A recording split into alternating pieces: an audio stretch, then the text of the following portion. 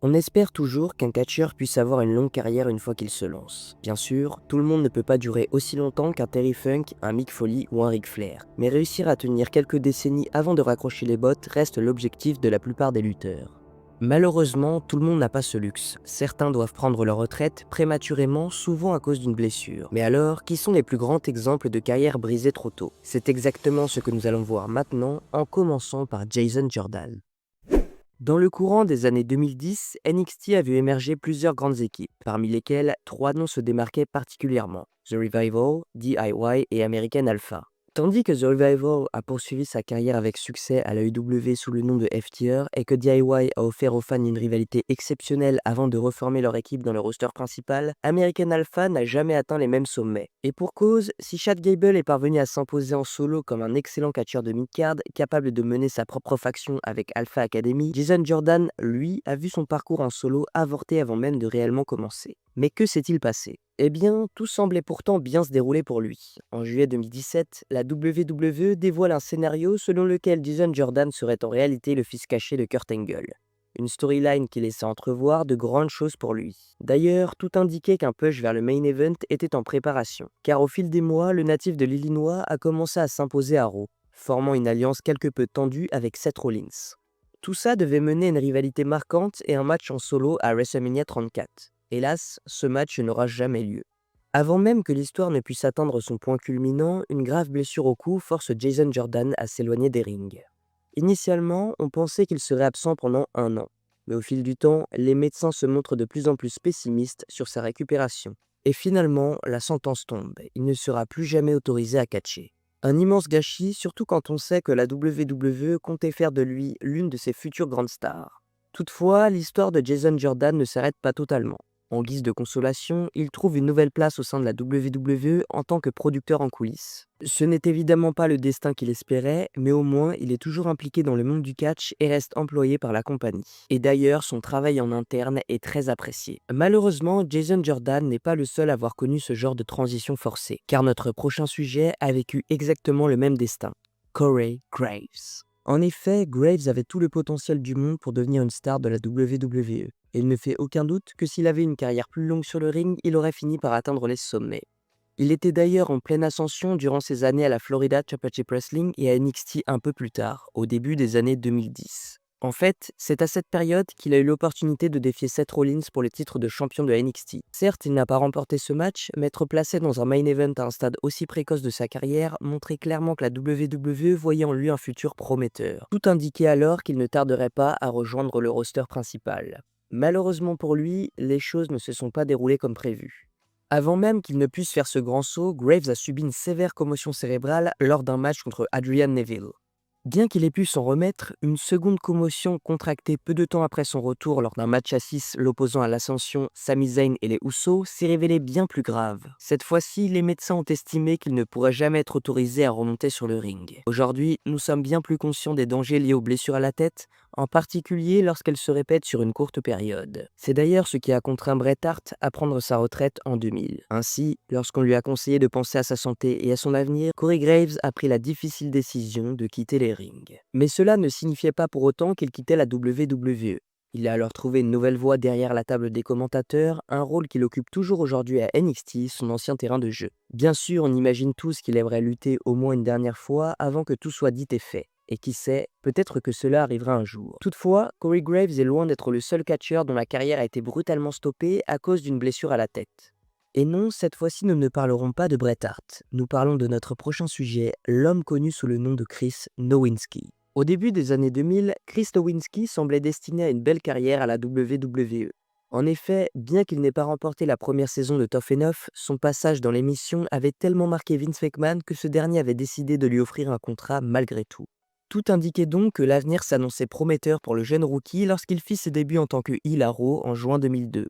Une impression renforcée au fil des semaines et des mois alors qu'il enchaînait les victoires face à des adversaires de la mid-card comme Spike Dudley et Tommy Dreamer, tout en s'associant à l'écran avec William Regal.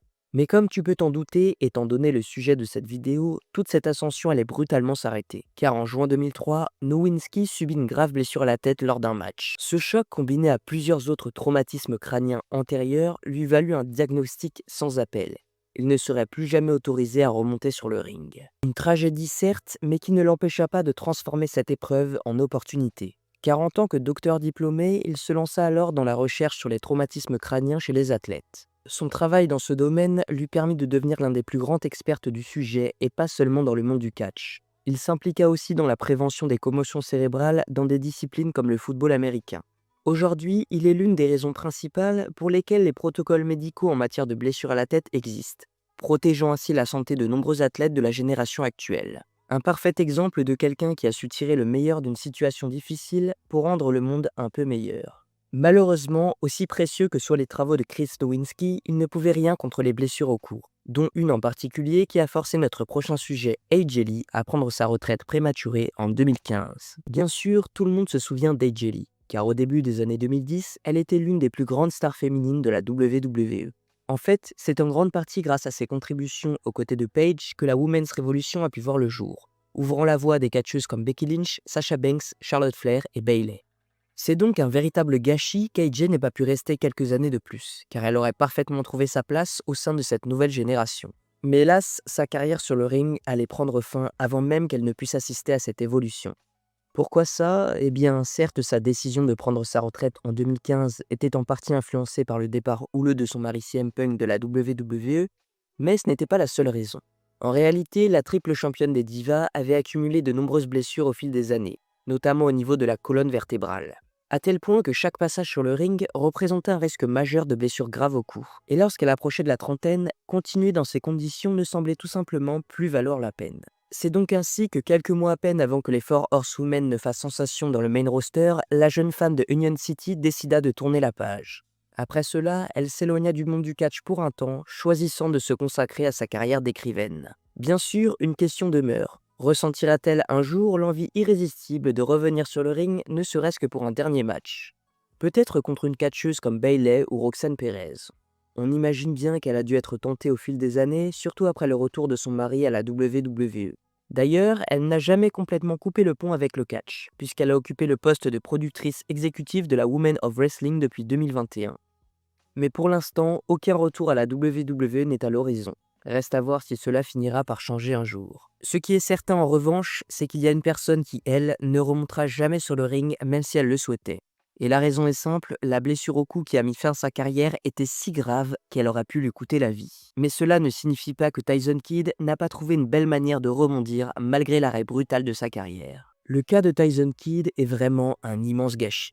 Après tout, on tenait là le dernier élève formé dans la légendaire Art Dungeon et l'homme qui, grâce à son mariage avec Natalia Neidhart, portait sur ses épaules l'héritage de cette famille mythique au sein de la division masculine de la WWE à la fin des années 2000 et durant les années 2010. Et il ne faisait aucun doute qu'il avait tout le talent nécessaire pour réussir. Mais en 2015, il semblait avoir atteint un plafond de verre, n'étant jamais réellement parvenu à dépasser son statut de catcheur d'équipe. C'est d'ailleurs pour cette raison qu'il avait décidé de partir en excursion à NXT, espérant ainsi se réinventer et revenir plus fort dans le main roster. Et comme on le sait aujourd'hui, ce pari semblait porter ses fruits à son retour à Monday Night Raw en 2014. Mais hélas, son ascension ne se déroulerait pas comme il espérait. Car au final, tout bascula dans le pire des scénarios possibles. Lors d'un dark match face à Samoa Joe le 1er juin 2015, un accident tragique survint. Un muscle buster mal exécuté le blessa gravement au cou. Heureusement, Tyson Kidd survécut à cet effroyable incident, et avec le temps, il parvint à se rétablir suffisamment pour mener une vie confortable. Bien sûr, il ne sera jamais autorisé à remonter sur le ring, mais il a trouvé une autre voie au sein de la WWE en devenant producteur en coulisses. Et à ce poste, il a joué un rôle clé dans le développement de la Women's Revolution, contribuant à faire de cette nouvelle ère un moment marquant de l'histoire de la compagnie. Alors, ne soyons pas trop tristes pour lui. Car même s'il rêverait sans doute de pouvoir catcher à nouveau, il peut au moins se satisfaire de savoir qu'il aide d'autres superstars à réaliser leurs ambitions. Mais tout le monde n'a pas eu cette chance, car le prochain catcheur dont nous allons parler a subi l'une des pires blessures inimaginables en 1999. Une blessure qui allait le laisser paralysé à vie. Oui, il est temps d'évoquer l'histoire de Droz. Cette histoire est d'autant plus tragique qu'au-delà du potentiel qu'il représentait pour la WWE à l'aube des années 2000, Droz était encore très jeune et avait tant de choses à accomplir aussi bien dans le catch qu'en dehors. Car avant même de poser un pied sur le ring, il s'était déjà distingué en tant qu'athlète de haut niveau. Il avait notamment évolué dans le football américain où il s'était fait remarquer d'une manière pour le moins originale. En effet, lors d'un match pris par le stress, il vomit sur le ballon juste avant le jeu. Un moment insolite qui attira l'attention de la WWE. Et c'est ainsi qu'en 98, il fut recruté et introduit sous le gimmick de Puke. Mais avec le temps, Droz dépassa ce personnage et trouva sa place autrement. Il intégra d'abord la Legion of Doom en tant que troisième membre, dans une storyline où il tentait de prendre la place de Hawk dans l'équipe. Une fois cette phase terminée, il se réinventa à nouveau et forma une équipe avec Prince Albert dans la division de la mid-card de la WWF en 99. Mais avant qu'il ne puisse réellement prendre son envol, le destin en décida autrement. Car le 5 octobre 99, lors d'un dark match contre D'Lo Brown avant l'épisode de SmackDown, un terrible accident se produisit. Une powerbomb mal exécutée eut des conséquences désastreuses. Droz fut paralysé à vie. Une tragédie absolue et une épreuve qui marqua profondément D'Lo Brown, qui en souffrit énormément même si Droz ne lui en tint jamais rigueur. Heureusement, la WWE ne l'a jamais abandonné. S'il ne pouvait plus combattre, il trouva une nouvelle voie en devenant rédacteur et chroniqueur pour la WWE Magazine et le site officiel de la compagnie, un poste qu'il occupa jusqu'à sa disparition en 2023. Mais son cas n'est pas unique dans l'histoire du catch, car notre prochain sujet a lui aussi vu sa carrière s'arrêter brutalement après un accident qui l'a cloué dans un fauteuil roulant. À la différence de Droz toutefois, il réussira à retrouver partiellement sa mobilité. Et ce catcheur, c'est bien sûr Magnum TA. Si Magnum TA avait suivi la trajectoire que tout le monde espérait pour lui au début des années 80, le monde du catch tel qu'on le connaît aujourd'hui pourrait être très différent. Au minimum, Sting n'aurait peut-être jamais atteint le niveau où il est arrivé, car Magnum était à l'origine considéré comme l'avenir de Jim Crockett Promotions. Et qui sait, si la star de Virginie avait vraiment réussi en tant que champion du monde de la NWA, peut-être aurait-il pu mener la Jim Crockett Promotions dans un affrontement féroce contre Vince McMahon et la WWF, alors que la Hulkamania était à son apogée. Si cela s'était produit, les répercussions auraient été énormes. Peut-être que Ted Turner n'aurait jamais racheté la Jim Crockett Promotions pour en faire la WCW. Peut-être que les Monday Night Wars des années 90 n'auraient jamais eu lieu. Et si cela n'avait jamais eu lieu, qui peut dire que des entreprises comme la TNA ou le EW auraient vu le jour? L'effet papillon ici est colossal. Mais malheureusement, les choses ne se sont pas passées ainsi, car après une ascension fulgurante dans la mid-card de la Jim Crockett Promotion entre 81 et 86, le destin a infligé à Magnum TA un coup cruel. Un accident de voiture dévastateur a brisé son dos, mettant fin prématurément à sa carrière prometteuse et le laissant dans un fauteuil roulant pendant un certain temps. Luttant pour accepter qu'il ne réaliserait jamais les rêves qu'il s'était fixés, sa trajectoire a pris un tournant tragique. Et ce n'était pas seulement tragique pour lui. Non, ça a été tout aussi dévastateur pour le public de la Jim Crockett Promotion. À ce moment-là, les fans avaient tellement d'espoir en lui que la nouvelle a été un véritable coup de poing.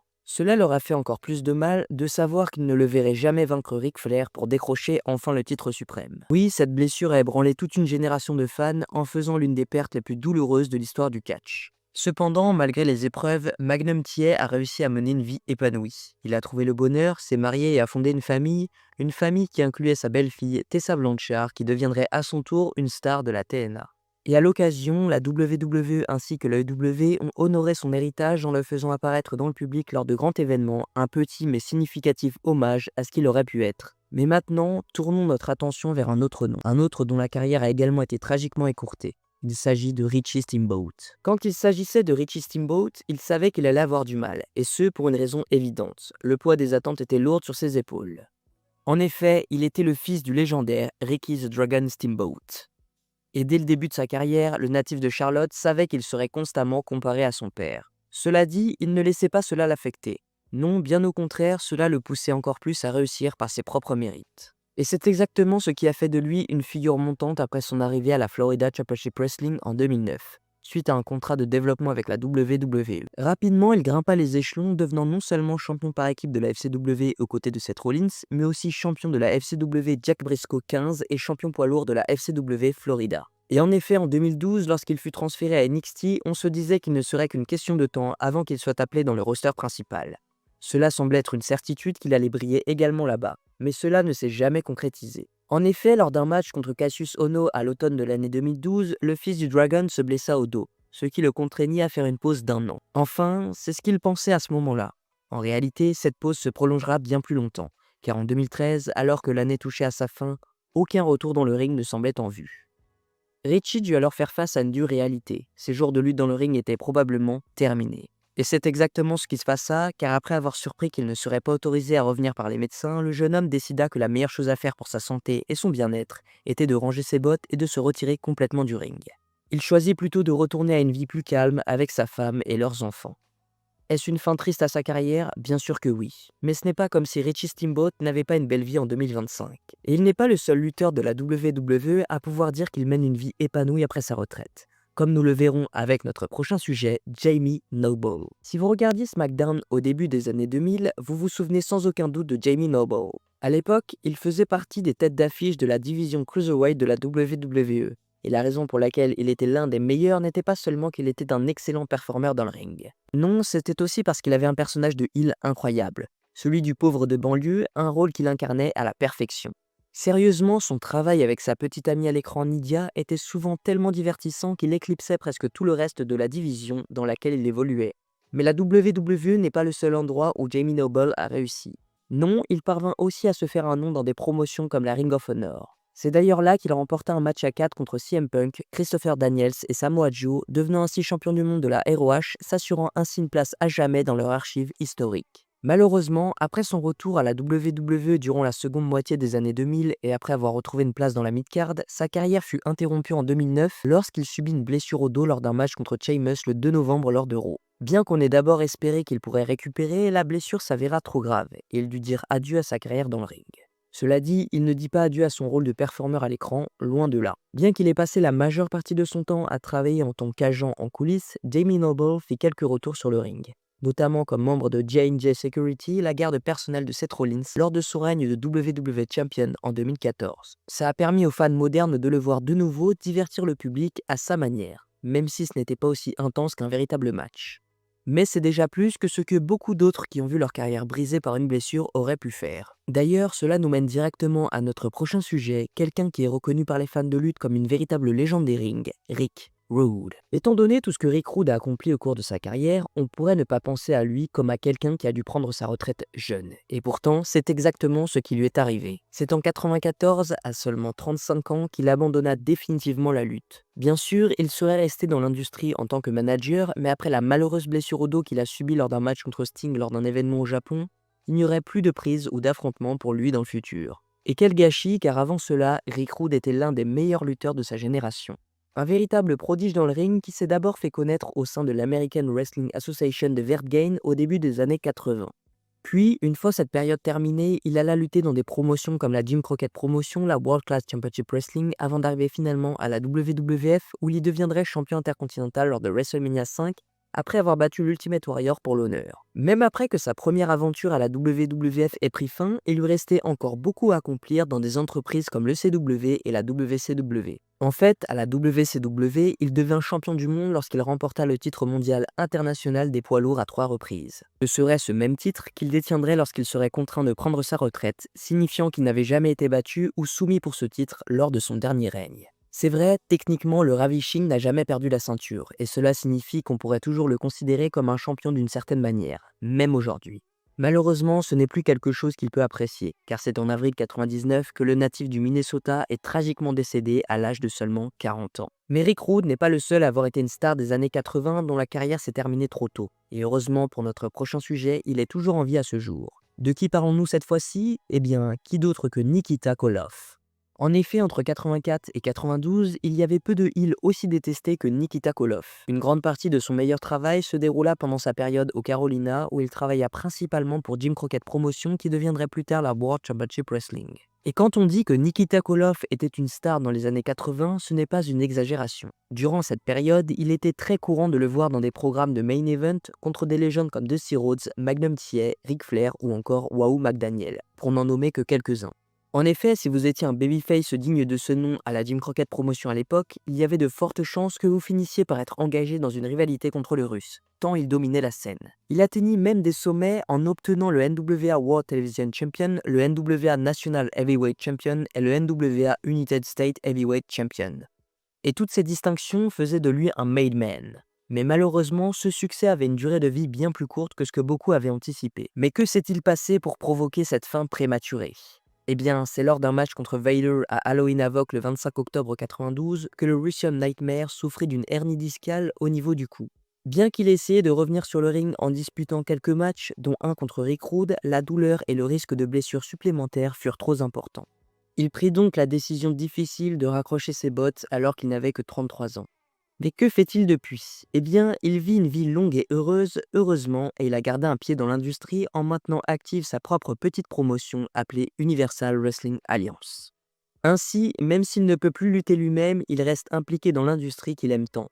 C'est l'un des rares cas heureux de ceux qui ont dû prendre leur retraite bien plus tôt que prévu. En définitive, le monde du catch est un univers où la passion et la détermination peuvent mener à la gloire, mais où les risques physiques sont omniprésents.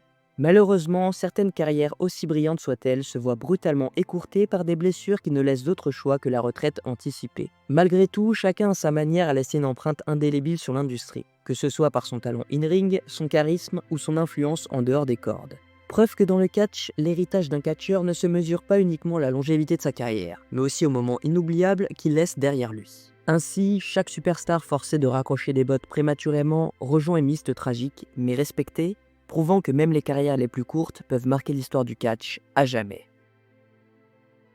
Et voilà les gars, la vidéo est terminée, j'espère qu'elle vous a plu, n'hésitez pas à liker, commenter et partager, c'est très important, et d'ici là je vous dis à la prochaine pour une autre histoire, c'était Vince, et encore une fois, merci.